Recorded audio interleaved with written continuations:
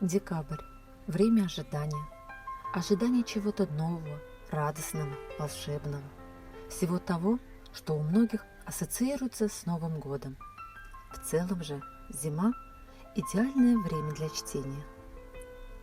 Сегодня мы хотим познакомить вас с историей одной поездки сельского доктора Гарина, начавшейся в метель на маленькой станции, где никогда не сыскать лошадей.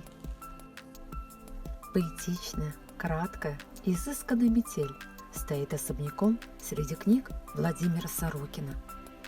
Подобно знаменитым произведениям русской классики о путешествии по родным просторам, эта маленькая повесть рисует большую картину русской жизни и ставит философские вопросы, на которые не дает ответа.